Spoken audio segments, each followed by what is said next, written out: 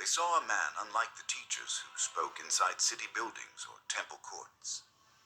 John's clothing was simple, suited for life in the wilderness rather than the comfort of towns. His appearance reflected the rugged land where he had spent so many years preparing. But it was not his appearance that captured the attention of the people. It was his voice.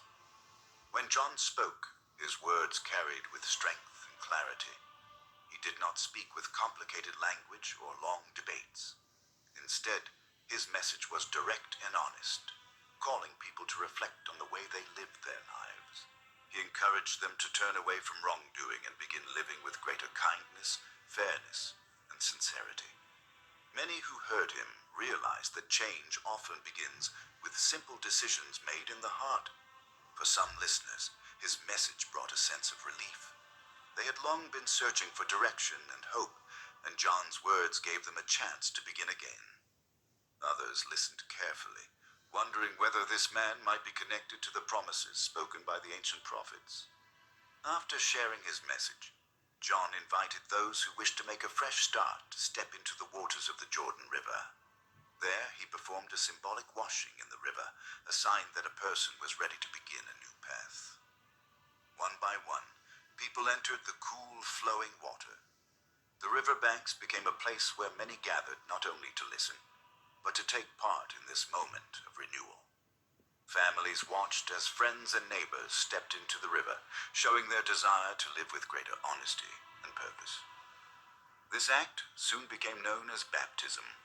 For John, the act was not about the water itself. It was about the decision each person made to change their direction and move toward a better way of life. The crowds that came to the Jordan were diverse. Farmers arrived from nearby fields. Shepherds came from the hills. Travelers stopped along their journeys. Even people from the busy city of Jerusalem came to hear the wilderness preacher whose message had captured the attention of the land. Some asked John many questions. How should we live? They wondered. John answered them with simple wisdom. He encouraged people to treat others fairly, to share what they had with those in need, to live with honesty in their daily work. His words were practical and clear, guiding people toward lives shaped by kindness and responsibility. Yet even as the crowds grew larger, John made something very important clear to those who listened.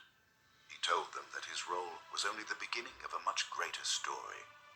Again and again he reminded them that someone greater would soon appear. This future teacher would bring guidance and light in ways far beyond what John himself could offer. John explained that his work was simply to prepare the hearts of the people, helping them become ready for what was coming. Many in the crowd wondered who this future person might be. They spoke quietly among themselves as they watched John standing in the river, welcoming each new person who stepped forward. The wilderness preacher had become a powerful voice across the land, calling people toward reflection and renewal. Yet John himself knew that his mission was not to gather attention for himself. Instead, he stood beside the flowing Jordan as a guide pointing toward something greater just beyond the horizon, as someone would arrive at the river whose presence would change the course of the story forever.